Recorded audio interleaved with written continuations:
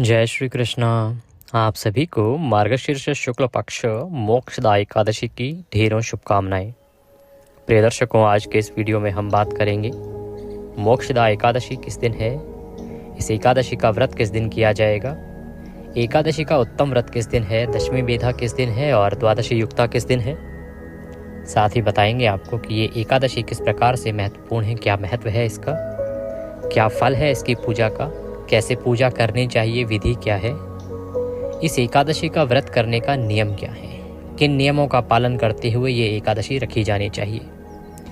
ये जो एकादशी है, इस एकादशी का पालन कब करना है और सबसे बड़ी बात, इस एकादशी पर भद्रा का साया है। तो ध्यान देने वाली बात यह है कि भद्रा के विषय में जो वीडियो आ रहे हैं उनकी क्या सत्यता है और क्या इस एकादशी पर भद्रा का प्रभाव रहेगा या नहीं रहेगा, और अगर भद्रा है तो भद्रा के समय में कैसे आप इस एकादशी का पूजन करेंगे, व्रत आदि करेंगे, वह संपूर्ण जानकारी और मुहूर्त के साथ आपको प्रदान की जाएगी। आपसे निवेदन है कि वीडियो यदि थोड़ा सा भी उपयोगी लगे तो कृपया एक बार लाइक अवश्य कर दीजिएगा। परमेश्वर वासुदेव की कृपा प्राप्त करने के लिए कमेंट बॉक्स में अवश्य लिखिएगा जय श्री हरि या ओम नमो भगवते वासुदेवाय। आप देख रहे हैं देवभूमि ज्योतिष संस्थान का प्रतिष्ठित यूट्यूब चैनल देवभूमि धार्मिक। हम यहाँ पर सभी व्रत और त्योहारों की सही शास्त्रीय जानकारी प्रदान करते हैं। ज्योतिष शास्त्र और पंचांग के आधार पर आपको बताते हैं कौन सी तिथि कब है, व्रत आदि कब करना है, क्या विधि है, क्या नियम है और क्या गलती नहीं करनी है। यदि आप सभी व्रत और त्योहारों की सही शास्त्रीय जानकारी पाते रहना चाहते हैं तो कृपया चैनल को सब्सक्राइब कीजिए और बेल आइकन को प्रेस कीजिए। जब आप सब्सक्राइब का बटन दबाएंगे तो वहाँ एक घंटी का निशान बना हुआ आएगा, उसको अवश्य ही प्रेस कीजिएगा, तभी आपको हमारे सारे वीडियो प्राप्त होंगे, अन्यथा आपसे जानकारी छूट जाएगी। आइए प्रिय दर्शकों, जानकारी आरंभ करते हैं, बात करते हैं आने वाली एकादशी की।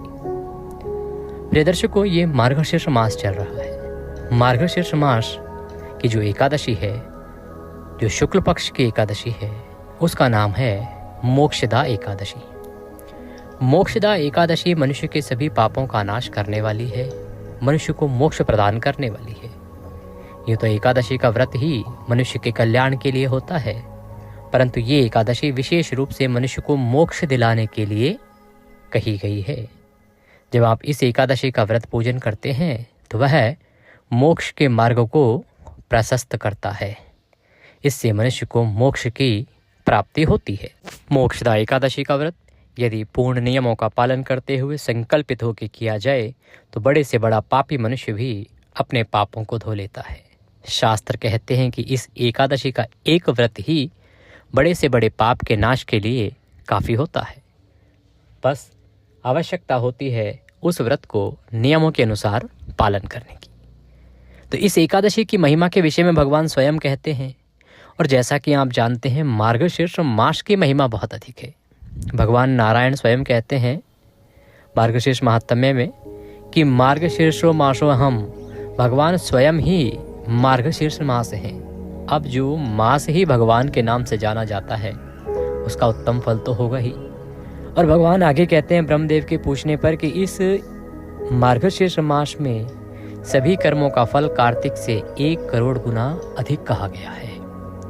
तो कार्तिक की जो एकादशी आई थी उससे अधिक फलदायिनी तो ये एकादशी अपने आप ही हो जाती है, ऐसा नारायण स्वयं कह रहे हैं। इसीलिए आपको इस एकादशी का व्रत अवश्य ही करना चाहिए। मार्गशीर्ष ही तो वो मास है जिसमें एकादशी की उत्पत्ति हुई थी, इसीलिए ये मास विशेष है। इस मास में आने वाली एकादशी का पुण्य फल भी अन्य एकादशियों की तुलना में विशेष महत्व रखता है। मोक्षदा एकादशी का व्रत कैसे करेंगे, इसके नियम क्या होंगे, कैसे ये व्रत करना चाहिए, आइए अब हम ये जान लेते हैं। प्रिय दर्शकों, एकादशी का जिस दिन आप व्रत कर रहे हैं ना, उससे एक दिन पहले एकादशी व्रत के नियम आरंभ हो जाते हैं। जानते हैं एक दिन पहले के क्या नियम है, अर्थात दशमी तिथि को क्या नियम पालन करने चाहिए। नियम के अनुसार दशमी तिथि को ही आपने एक वक्त का आहार ग्रहण करना चाहिए, अर्थात रात्रि को भोजन नहीं करना चाहिए या दिन में केवल एक वक्त ही अन्न खाना चाहिए। एक वक्त अन्न खाने के साथ कुछ अन्य वस्तुओं का भी त्याग कर देना चाहिए, जैसे कि ये भोजन तामसिक ना हो। लहसुन प्याज आदि का प्रयोग एक दिन पहले ही वर्जित है, छोड़ दिया जाता है। एक दिन पूर्व ही मांस मदिरा का सेवन भी नहीं करना चाहिए। ये मैं आपको इसलिए बता रहा हूँ क्योंकि कुछ ऐसे लोग होते हैं जो मांस मदिरा का सेवन करते हैं परंतु एकादशी का व्रत भी रखते हैं, तो उन्हें मांस मदिरा के सेवन का त्याग भी एक दिन पूर्व ही कर देना चाहिए।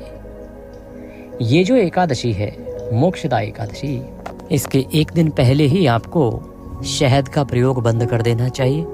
इस एकादशी में शहद का प्रयोग वर्जित है, चाहे वो एकादशी के पूजन वाले दिन की बात हो, भगवान को अभिषेक कराने की बात हो, और चाहे वो पारण दिन भगवान के अभिषेक की बात हो, शहद का प्रयोग वर्जित है।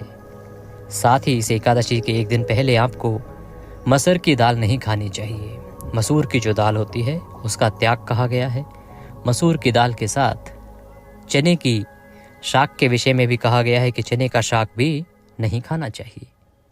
मार्गशीर्ष मास की इस एकादशी से एक दिन पूर्व दशमी तिथि को ही कांसे का प्रयोग बंद कर देना है। दशमी, एकादशी और द्वादशी कांसे का प्रयोग नहीं होगा। कांसे का जो पात्र होता है ना, बर्तन होता है, उसका प्रयोग नहीं करना है। भगवान के भोग के लिए भी नहीं करना है। कांसे के पात्र का प्रयोग वर्जित कहा गया है। इस एकादशी के एक दिन पहले व्रती को ब्रह्मचर्य धारण कर लेना चाहिए। जो माताएं सर धोने का नियम पालन करती हैं तो उन्हें एक दिन पूर्व ही अपना सर धो लेना चाहिए। और ब्रह्मचर्य का जो नियम है इसका अनुपालन आप पारण तक करेंगे, अर्थात व्रत के एक दिन पहले से शुरू करेंगे, व्रत वाले दिन भी रखेंगे, व्रत के जो अगले दिन पारण होगा तब तक आपको इस नियम का अनुपालन करना चाहिए। ब्रह्मचर्य प्रिय दर्शकों बड़ा ही अनिवार्य नियम है। पहले भी कुछ प्रश्न इसके विषय में हमें आ चुके हैं और हमने सदा यही कहा है कि ब्रह्मचर्य व्रत को खंडित करता है अगर ब्रह्मचर्य का पालन ना किया जाए तो ब्रह्मचर्य के नियम का पालन आपको एक दिन पूर्व शुरू करना है और पारण तक आपको करना है, चाहे आप गृहस्थ जीवन में ही क्यों न हो। ये जो एकादशी होती है, मार्गशीर्ष मास कृष्ण पक्ष एकादशी, मूली का प्रयोग भी आपको नहीं करना है और बैगन भी एक दिन पूर्व आपको नहीं खाना है। चावल का जो त्याग है वो केवल एकादशी के दिन के लिए कहा गया है।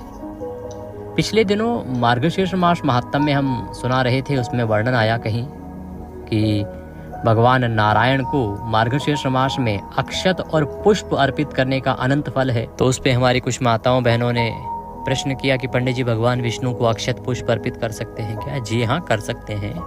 यहाँ तक कि संकल्प आदि जो भगवान नारायण के नाम से ही लिया जाता है वो तो बिना अक्षत पुष्प के पूरा ही नहीं होता। केवल एकादशी के दिन आपको चावल का प्रयोग नहीं कहना है, बाकी तो सभी दिनों पर भगवान नारायण को चावल प्रिय है। यहाँ तक कि पारण तो विशेष रूप से चावल से होता है। इसीलिए इस मिथ में और भ्रम में ना पड़े कि भगवान नारायण को चावल अक्षत नहीं चढ़ाते हैं। चावल भगवान नारायण को सदा चढ़ते हैं, एकादशी के अलावा। इन सभी नियमों को धारण करते हुए दशमी का दिन व्यतीत कीजिए। व्रत के एक दिन पूर्व रात्रि काल को दंत धावन आदि करके सोइए, जिससे कि आपके दांतों में किसी भी प्रकार का अन्न आदि शेष ना रहे। अगले दिन सूर्योदय से पहले उठ जाएं। उठने के बाद स्नान आदि कीजिए, स्वच्छ वस्त्र धारण कीजिए। स्वच्छ वस्त्र धारण करके एकादशी व्रत पूजन की तैयारी करेंगे। अब बात करते हैं कि एकादशी का व्रत पूजन आपने करना कैसे है, क्या आहार ग्रहण करना है और कैसे ये दिन व्यतीत करना है। तो प्रिय दर्शकों, स्नान आदि से निवृत्त होकर भगवान की पूजा करने के लिए जो सामग्री चाहिएगी उसको आप नोट कर लीजिए, जिससे कि आप ला सकें। इसमें से अधिकतर जो सामग्री है वो आपके घर में उपलब्ध होगी।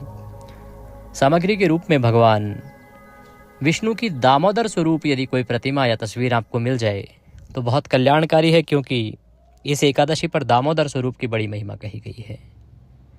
उनको स्थापित करने के लिए चौकी लीजिएगा। चौकी पर बिछाने के लिए कोई लाल या पीले रंग का वस्त्र लीजिएगा।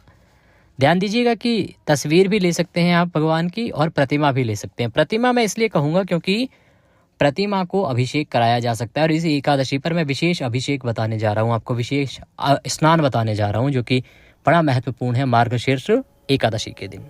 तो अगर आपके पास कोई ना हो तो आप शालिग्राम जी ले लीजिए, शालिग्राम जी नहीं है तो लड्डू गोपाल की प्रतिमा लीजिए, और ये सब नहीं हो तो फिर आप तस्वीर पर पूजन कीजिएगा। तो मैंने चौकी बताई और वस्त्र बताया उस पर बिछाने के लिए। इसके अतिरिक्त रौली मौली, पान सुपारी, लौंग, इलायची, धूप दीप नैवेद्य, पुष्प की माला, इत्र, जनेऊ, भगवान को अर्पित करने के लिए पंचामृत बनाने के लिए कच्चा दूध, दही, शक्कर और गंगाजल, इसके अतिरिक्त एक तांबे का लोटा, और ये सारी सामग्री आपने एकत्र करके एक आसन लगा के बैठ जाइए, उत्तर दिशा की ओर मुख करके। उत्तर दिशा की ओर मुख कीजिए और आसन लगा के बैठ जाइए। सबसे पहले जो लोटा है तांबे का, उसमें पहले गंगाजल भरिए, फिर शुद्ध जल भरिए। भरने के बाद फूल के माध्यम से सभी सामग्री पर और वो जो स्थान है जहाँ आप बैठकर पूजन कर रहे हैं उस स्थान पर उस जल के छींटे दीजिए। उससे वह स्थान पवित्र हो जाएगा और वह जो सामग्री है ना वो भी पवित्र हो जाएगी, पूजा के योग्य हो जाएगी। ओम पवित्र हो पवित्रवांग सर्वांग वस्तांगतो विवाम यह स्मरेत पुंडरीकाक्षम सभयंतरः शुचिः ओम। इस प्रकार से वह स्थान पवित्र हुआ, शुद्ध हुआ। अब आप चौकी बिछाइए, चौकी पर लाल या पीला जो भी वस्त्र है उसको बिछाइए। उसके ऊपर भगवान की तस्वीर या प्रतिमा जो है उसको स्थापित कीजिए। अपने सीधे हाथ में जल लीजिए, हाथ धो लीजिए। एक छोटे चम्मच से जल लीजिए सीधे हाथ में और हाथ धो लीजिए। एक छोटे पात्र में थोड़ा सा जल और भर लीजिए, ये आपके आचमनी के लिए होगा। अब इसमें एक एक मंत्र पर एक एक चम्मच जल आप ग्रहण करेंगे जलाचमनी के रूप में। मैं यहाँ से एक एक मंत्र पढ़ूंगा, आप एक चम्मच जल हाथ पे लीजिएगा और पी जाइएगा। ओम माधवाय नमः, ओम केशवाय नमः, जल लीजिए पी जाइए। ओम नारायणाय नमः, जल लीजिए पी जाइए। ओम ऋषिकेशाय नमो नमः, हस्तो प्रक्षालनम, हाथ पर जल लीजिए और हाथ धो लीजिए। हाथ धोने के बाद अपने आप को तिलक कीजिए, मौली बांधिए। परिवार के लोग यदि साथ में बैठ के पूजन कर रहे हैं तो उन्हें भी तिलक कीजिए, मौली बांधिए। और आप अब संकल्प करते हुए नारायण की पूजा करेंगे। भगवान के सामने घी का दिया रखिए। अगर घी का दिया है तो सीधे हाथ की ओर रखिएगा, और अगर तेल का दिया रख रहे हैं तो उल्टे हाथ की ओर रखिएगा और उसकी विपरीत दिशा में धूप रखिएगा। अपने हाथ में पुष्प लीजिए। भगवान नारायण से निवेदन कीजिए कि प्रभु ये पुष्प हम आपको आसन के रूप में अर्पित कर रहे हैं, इन्हें स्वीकार करें और विराजमान हो। इस प्रकार से भगवान को आपने पुष्प का आसन प्रदान किया है। अब धूप और दीप को प्रज्वलित कर लीजिए। धूप दीप जलाने के बाद सीधे हाथ पर जल लीजिए, पुष्प लीजिए और 1 रुपये का सिक्का कम से कम दक्षिणा के रूप में रखिए। व्रत पूजन का संकल्प करते हैं। संकल्प करने के लिए 3 बार बोलिए ओम श्री विष्णु, ओम श्री विष्णु, ओम श्री विष्णु। अपना नाम, अपना गोत्र, जिस स्थान पर बैठकर संकल्प कर रहे हैं वहाँ का मकान नंबर, क्षेत्र का नाम, शहर का नाम। मार्गशीर्ष मासे शुक्ल पक्षे एकादश्यायाम पुण्यतिथियो आयु आरोग्यता प्राप्त्यार्थाय सुख संपत्ति प्राप्त्यार्थाय भगवान विष्णु प्रसन्नार्थाय एकादशी व्रत पूजन संकल्पम संकरिष्ये। बोले सौ श्री विष्णु शरणौ शरणम प्रपद्ये, और वह संकल्प भगवान के चरणों में अर्पित कर दीजिए। संकल्प करने के बाद भगवान का पूजन करेंगे। पूजन करने के लिए उनके सामने एक पात्र रख दीजिए, कटोरी आदि, जिसमें आप पूजा की वस्तु अर्पित करेंगे। जल आदि अर्पित करेंगे तो वह गिरेगा नहीं, इधर उधर पैरों में नहीं आएगा। और अगर आपके पास कोई प्रतिमा है तो उसे किसी बड़े पात्र में स्थापित कीजिए, जिसमें आप जल आदि अर्पित करें तो वह फैले नहीं। सबसे पहले भगवान को पद्य अर्घ्य आचमनी कराएंगे, तो 1-1 चम्मच जल अर्पित कीजिएगा 1-1 मंत्र पर। ओम भूर्भुवः श्री नारायणाय नमः, श्री दामोदराय नमः, श्री वासुदेवाय नमो नमः। एकादशी पूजन अंतर्गते भगवान दामोदर निमित्तार्थाय पद्यम समर्पयामि। पद्य के रूप में 1 चम्मच जल लीजिए और अर्पित कीजिए। ओम भूर्भुवः श्री नारायणाय नमः, श्री दामोदराय नमः, श्री वासुदेवाय नमो नमः। अर्घ्यम समर्पयामि, अर्घ्य के रूप में जल अर्पित कीजिए। ये अर्घ्य आप शंख से देते हैं, शंख के माध्यम से, तो बड़ा उत्तम है। अब आप आचमनी कराएंगे भगवान को। ओम भूर्भुवः श्री वासुदेवाय नमः, श्री दामोदराय नमः, श्री नारायणाय नमो नमः। आचमनिम समर्पयामि, जलाचमनिम समर्पयामि। जलाचमनी कराएं भगवान को। प्रेम से जलाचमनी कराने के बाद भगवान को स्नान कराएंगे। स्नान कराने के लिए शंख में जल भर लीजिए। जिनके पास प्रतिमा है कोई और जिनके पास तस्वीर है वो पुष्प के माध्यम से जल के छींटे दीजिएगा। ओम भूर्भुवः श्री दामोदराय नमः, श्री वासुदेवाय नमः, श्री नारायणाय नमो नमः। स्नानम जलम समर्पयामि। स्नान कराइए भगवान को, पुष्प से छींटे दीजिए। और जिनके पास शंख है वो शंख में जल भर के दामोदराय नमः, दामोदराय नमः, दामोदराय नमः मंत्र को बोलते हुए भगवान को जलाभिषेक कराइए। ये जलाभिषेक कराने के बाद पंचामृत से स्नान कराते हैं भगवान को। तो पंचामृत बनाइए, कच्चा दूध, दही, घी, शक्कर और गंगाजल मिला के, शहद प्रयोग नहीं करना है। जो तस्वीर पर पूजन कर रहे हैं वो इस पंचामृत को पुष्प पर लगा लीजिए, फूल पर। और जो प्रतिमा पर पूजन कर रहे हैं वो अभिषेक कराइए, अच्छे से नहलाइए पंचामृत से भगवान को। ओम भूर्भुवः श्री वासुदेवाय नमः, श्री दामोदराय नमः, श्री नारायणाय नमो नमः। पंचामृत स्नान निमित्तार्थाय पंचामृतम समर्पयामि। पंचामृत समर्पित कीजिए भगवान को, स्नान कराइए। और जो स्नान करा रहे हैं भगवान को पंचामृत से, मंत्र बोलेंगे दामोदराय नमः, दामोदराय नमः, दामोदराय नमः। शुद्धोदक स्नानम, शुद्ध जल से स्नान कराएंगे। अब आप शंख में जल भर लीजिए और उसमें 1 या 2 पंखुड़ियाँ पुष्प की डाल लीजिए। और अगर आपके पास चंदन है तो सफ़ेद चंदन डाल लीजिए और आप भगवान को स्नान कराइए। या फिर आप जो तस्वीर पर पूजन कर रहे हैं वो पुष्प के माध्यम से जल के छींटे दीजिए। ओम भूर्भुवः श्री वासुदेवाय नमः, दामोदराय नमः, नारायणाय नमः। सिद्ध्योदक स्नान निमित्तार्थाय शुद्ध जलम समर्पयामि। शुद्ध जल से स्नान कराइए। अब भगवान को वस्त्र अर्पित करेंगे, तो वस्त्र के रूप में मौली का एक टुकड़ा तोड़िए और भगवान को अर्पित कीजिए। ओम भूर्भुवः श्री नारायणाय नमः, दामोदराय नमः, वासुदेवाय नमो नमः। वस्त्रम समर्पयामि। वस्त्रम उपवस्त्रम यज्ञोपवीतम। यज्ञोपवीत अर्पित कीजिए। यज्ञोपवीत क्या होता है? जनेऊ लीजिए, जनेऊ को रौली कुमकुम आदि से तिलक कर लीजिएगा और तिलक करने के बाद आप वह अर्पित कीजिए। ओम भूर्भुवः श्री वासुदेवाय नमः, दामोदराय नमः, नारायणाय नमो नमः। यज्ञोपवीतम समर्पयामि। यज्ञोपवीत अर्पित करके भगवान को इत्र अर्पित करेंगे। इत्र को फूल पर लगा लीजिए और भगवान को अर्पित कीजिए। ओम भूर्भुवः श्री दामोदराय नमः, नारायणाय नमः, वासुदेवाय नमो नमः। इत्रम समर्पयामि। इत्र अर्पित कीजिए भगवान को। इत्र समर्पित करने के बाद अब भगवान को तिलक लगाएंगे। रौली कुमकुम आदि से तिलक कीजिएगा और केसर युक्त तिलक अगर हो तो इस एकादशी पर उत्तम है। ओम भूर्भुवः श्री वासुदेवाय नमः, श्री दामोदराय नमः, श्री नारायणाय नमो नमः। तिलकम समर्पयामि, गंधम समर्पयामि। तिलक कीजिए भगवान को। तिलक करके पुष्प अर्पित करेंगे। फूलों की माला है तो माला पहनाएंगे। ओम भूर्भुवः श्री नारायणाय नमः, श्री दामोदराय नमः, श्री वासुदेवाय नमो नमः। पुष्पम समर्पयामि, माल्यार्पणम कुरुः। पुष्प समर्पित कीजिए भगवान को और माला अर्पित कीजिए। माला पहनाने के बाद, पुष्प अर्पित करने के बाद अब भगवान को धूप दिखाएंगे, दीप दिखाएंगे। ओम भूर्भुवः श्री वासुदेवाय नमः, श्री दामोदराय नमः, श्री नारायणाय नमो नमः। धूपम दर्शयामि, दीपम दर्शयामि। धूप दीप दिखाइए और नैवेद्य अर्पित कीजिए। नैवेद्य क्या है कि आप फल ले लीजिए या मिठाई ले लीजिए, वह भगवान को अर्पित कीजिए। ओम भूर्भुवः श्री नारायणाय नमः, श्री दामोदराय नमः, श्री वासुदेवाय नमो नमः। नैवेद्यम समर्पयामि। नैवेद्य समर्पित कीजिए। नैवेद्य समर्पित करने के बाद जलाचमन कराइए। 1 चम्मच जल लीजिए, भगवान को अर्पित कीजिए। ओम भूर्भुवः श्री नारायणाय नमः, श्री दामोदराय नमः, श्री वासुदेवाय नमो नमः। जलाचमनिम समर्पयामि। तांबूल अर्पित करेंगे। अब तांबूल क्या है कि पान का पत्ता लीजिए, उस पर 2 लौंग, 2 इलायची, 1 सुपारी रखिए और वह भगवान को अर्पित कीजिए। या आप मीठा पान भी बना हुआ बाजार से ला सकते हैं, वह भी अर्पित कर सकते हैं। ओम भूर्भुवः श्री नारायणाय नमः, श्री दामोदराय नमः, श्री वासुदेवाय नमो नमः। तांबूलम समर्पयामि। तांबूलम पूंगी फलम शुभ दक्षिणायाम शुभदो वरदो भवः। जो भी दक्षिणा अर्पित करना चाहते हैं भगवान को, वह दक्षिणा राशि अर्पित कीजिए और हाथ जोड़ के नमस्कार कीजिए। पूजन पूर्ण होता है। पूजन के बाद अब आपने बैठ के कथा सुननी है एकादशी की, जो हम आपको अपने इसी चैनल पर सुनाएंगे। कथा के साथ विष्णु सहस्त्र नाम का भी श्रवण करना है। विष्णु सहस्त्र नाम भी सुनना चाहिए, वो भी हम कथा के साथ ही उसी वीडियो में सुनाते हैं। फिर आपको आरती करनी चाहिए।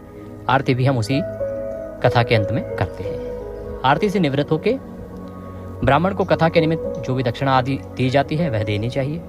फिर आपको नियमों के अनुसार दिन को व्यतीत करना चाहिए। नियम क्या है? नियम कहते हैं कि इस दिन आपको अन्न ग्रहण नहीं करना, भोजन के रूप में फल आहार ही ले सकते हैं, अधिकतम इससे अधिक कुछ नहीं लेना चाहिए।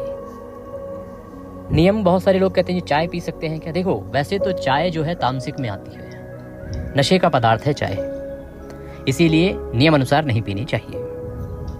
इसके अतिरिक्त दिन में किसी के प्रति क्रोध नहीं करना, किसी का अहित नहीं करना, किसी का बुरा नहीं करना। शांत चित्त रह के दिन को व्यतीत कीजिए, भगवान के चरणों में मन को लगाते हुए। सायंकाल को कीर्तन कीजिए। कहीं कीर्तन होता हो, कीर्तन में सम्मिलित होइए। अगर कीर्तन ना होता हो तो कीर्तन के लिए हम एक वीडियो अपलोड करते हैं, उसमें 3 से 4 स्तोत्र होते हैं भगवान के, उनको श्रवण कीजिएगा, उससे कीर्तन का फल प्राप्त होगा। साथ ही आप रात्रि जागरण अवश्य कीजिएगा। रात्रि जागरण की बड़ी महिमा है एकादशी में, तो रात्रि जागरण आपको करना चाहिए। रात्रि जागरण के समय भी आप उन स्तोत्रों को सुन सकते हैं, बड़ा कल्याणकारी होता है। क्योंकि रात्रि जागरण ऐसा नहीं कि बैठ के सिर्फ गॉसिप करने से, बातें करने से करें या फिल्म देखते हुए रात्रि जागरण करना है, नहीं। भगवान की आराधना करते हुए, भक्ति करते हुए या तो मंत्र जप कीजिए, या जो मैं वीडियो अपलोड करता हूँ रात्रि जागरण का फल पाने के लिए, उन स्तोत्रों को अगर आप सुनेंगे तो स्तोत्र और वो पाठ श्रवण करते हुए रात्रि जागरण आपके लिए कल्याणकारी होगा, भगवान नारायण की कृपा प्राप्त होगी, ऐसा शास्त्र कहते हैं। उनको श्रवण करते हुए रात्रि जागरण करें। रात्रि जागरण कम से कम 1 बजे तक तो कीजिए, अधिक जितना कर पाए कीजिएगा। पारण के लिए अगले दिन सूर्योदय से पहले उठ जाइएगा। बात आहार की करें तो इसमें एक वक्त फल आहार कर सकते हैं, अधिकतम इतना ही किया जा सकता है बस। ऐसा नहीं कि अन्न आदि कुछ खाया जाए, नहीं खाना चाहिए, नमक आदि का प्रयोग वर्जित है। वैसे तो बहुत सारे लोग कूटू, सामक, सिंगाड़ा और जो व्रत का नमक आता है उसका सेवन करते हैं। जिनके लिए बहुत आवश्यक हो वही करें, अन्यथा जितना हो सके केवल दूध और फलहार पर ही व्रत को करना चाहिए। व्रत के अगले दिन आपको एकादशी का पारण करना चाहिए, जब पारण का शुभ समय हो, पारण के नियमों का पालन करते हुए। क्योंकि पारण व्रत के अगले दिन सूर्योदय के बाद और द्वादशी तिथि में हरिवासर का समय निकल जाने के बाद होना चाहिए। ये आवश्यक नियम है, इनका उल्लंघन करना व्रत को खंडित करता है। आइए अब ये बात करते हैं कि ये एकादशी है कब और व्रत आपने करना किस दिन है। मैं कनाडा की बात करूंगा, टोरंटो की बात करूंगा और यूएसए की बात करूंगा। लगभग सभी में एक ही समय रहेगा, थोड़ा सा ही अंतर है। तो यहाँ एकादशी शुरू हो रही है 30 तारीख को सुबह 10:59 पर और 1 दिसंबर को यह समाप्त होगी सुबह 8:31 पर। एकादशी का व्रत सदा एकादशी और द्वादशी युक्ता जो होता है ना, वह उत्तम होता है, जिस दिन एकादशी सूर्य के मुख से हो और बाद में द्वादशी आ रही हो। इसीलिए इन सभी देशों में एकादशी का व्रत करना चाहिए 1 दिसंबर को। 1 दिसंबर ही उत्तम तिथि है इन लोगों के लिए। अगर 30 नवंबर को व्रत करेंगे तो वो दशमी बेधा हो जाएगा, जो कि पाप नाशक होता है। इसीलिए दशमी बेधा व्रत अर्थात 30 नवंबर को भूल के भी एकादशी व्रत ना कीजिएगा। इन सभी देशों के लिए मैं बात कर रहा हूँ, कनाडा, यूएसए और आसपास के लिए। बात करते हैं अब हम ग्रेट ब्रिटेन की, यूके की, लंदन की। यहाँ तिथि जो है एकादशी वो शुरू हो रही है 30 तारीख को 3:59 पर शाम को, और ये 1 तारीख को दोपहर को 1:31 पर समाप्त होगी। तो ऐसे में जो एकादशी का व्रत है वो आपको 1 दिसंबर को करना चाहिए। जो लंदन में है, ब्रिटेन में है, यूके में है, उनको ये द्वादशी युक्ता होगा और उत्तम व्रत होगा 1 दिसंबर को। बात करते हैं अब हम भारत की और आसपास के देशों की। पंचांग के अनुसार 30 नवंबर को रात को 9:29 पर एकादशी शुरू हो रही है, जो अगले दिन यानी 1 दिसंबर को रात को 7:01 तक रहेगी। ऐसे में 1 दिसंबर को सूर्य के मुख से एकादशी रहेगी और बाद में द्वादशी आ जाएगी। तो यह उत्तम व्रत होगा, द्वादशी युक्ता श्रेष्ठ व्रत होगा। तो 1 दिसंबर को आपको मोक्षदा एकादशी का व्रत करना है, जो भारत में रहते हैं उन सभी को। मुहूर्त की बात करें तो ब्रह्म मुहूर्त रहेगा सुबह 5:11 से 6:05 तक। विजय मुहूर्त दोपहर को 1:57 से और 2:39 तक रहेगा। पारण आप 2 दिसंबर को करेंगे। पारण का शुभ समय रहेगा सुबह 6:51 से और 9:04। हाँ, अब बात करते हैं भद्रा की। भद्रा इस दिन 8:51 से ही आरंभ हो जाएगी और पूरा दिन ही रहेगी। तो भद्रा के अनुसार वैसे तो पाठ पूजा नहीं होती है, लेकिन ये जो व्रत है ना, पहली बात तो ये जो भद्रा है, इस भद्रा का प्रभाव कोई नहीं है, नगण्य है। दूसरा, भद्रा जरूर पूरे दिन है, परंतु इस व्रत पर यह लागू नहीं होती। भद्रा का भी ना एक प्रभाव होता है कि किस व्रत पे कहाँ लागू होना है, कहाँ नहीं। ये जो व्रत है एकादशी का, मोक्षदा एकादशी का, इस पर कोई प्रभाव नहीं है भद्रा का।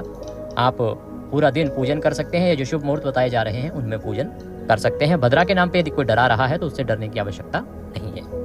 ये थी जानकारी मोक्षदा एकादशी के विषय में। जो बाकी कुछ चीज़ें रह गई हैं वो मैं अगले वीडियो में शामिल करने का प्रयास करूंगा। कुछ और जानना चाहते हैं तो कमेंट बॉक्स में लिख के पूछ लीजिएगा। जो हमारे विदेश के दर्शक हैं उनके लिए मैंने बता दिया है। कुछ और देश हमारे छूट गए हैं, उनके लिए भी मैं अगली वीडियो में जानकारी लेके आऊँगा। कुछ और पूछना चाहें, कहना चाहें, कॉमेंट बॉक्स के माध्यम से पूछ सकते हैं। व्हाट्सएप के माध्यम से भी हमसे जुड़ सकते हैं, जिससे कि सभी जानकारियाँ तुरंत प्राप्त कर सकें। दक्षिणा स्वरूप यदि कुछ भी भेजना चाहते हैं तो स्क्रीन पर नंबर आ रहा है 900 से, उस पर भेज सकते हैं। साथ में QR कोड भी आ रहा होगा, उसको स्कैन करके भी सीधा हमारे बैंक खाते में दक्षिणा भेज सकते हैं। भगवान नारायण सब पर कृपा करें। हरे कृष्ण।